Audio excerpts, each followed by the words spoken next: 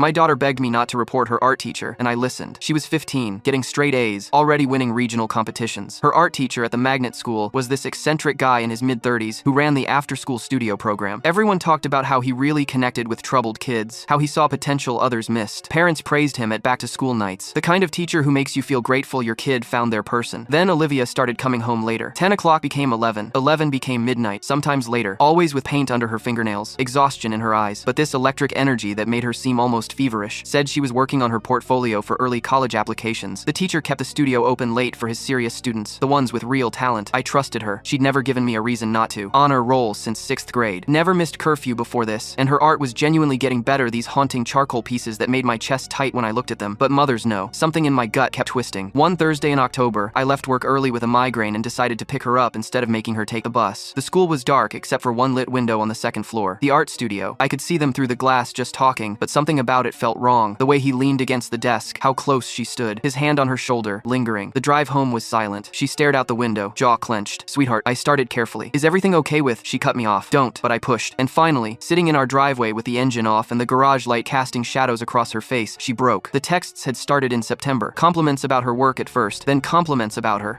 How mature she was, how she understood art in ways other students didn't, how special their connection was. He'd send them late at night, nothing explicitly inappropriate, she kept insisting, but the frequency was constant. The attention was intense and suffocating, and she didn't know how to make it stop. Has he touched you? My voice came out strangled. No, Mom, I swear, nothing like that. It's just the way he talks to me, the things he says. It makes me feel weird, but I don't know if I'm overreacting. He's just really passionate about art, and this isn't about art. She started crying then. Real, gulping sobs. I know, but Mom, listen. He writes all the recommendation letters for RISD, for Pratt, for everywhere I want to go. If you report him and there's no proof, if it's just my word against his, everyone will know. I'll be the girl who made false accusations against the beloved teacher, the girl who was troubled and misinterpreted his mentorship. I'll never get into art school. My whole future, your safety matters more than 6 weeks. She grabbed my arm, her fingers digging in. Please, just let me finish the semester. I'll keep my distance. I won't be alone with him. But if I quit now, he'll ask why. He'll know I told. Just let me get through applications and then we'll report it. All of it. I'll document everything. I should have gone to the principal that night. Should have walked into that building the next morning with screenshots and a lawyer. Should have burned it all down and dealt with the consequences. But she looked so terrified, so convinced her entire future hung on staying quiet for 6 more weeks. So I waited. I watched. I made her promise to never be alone with him. Started picking her up every single night. Asked to see her phone daily. Planned to document everything and report it all at once after applications went in. 3 weeks later, a sophomore named Beth from the same studio program didn't come home. Her parents called the school, the police, everyone. They found her phone 2 days later, hidden in his studio closet behind old canvases and paint supplies. When they searched his apartment, they found letters, dozens of them, spanning back 5 years, all from girls he told were special, all who'd stayed quiet because he controlled their futures. Beth had asked her mother to report him 6 weeks earlier, and her mother had said the same thing I did. Wait.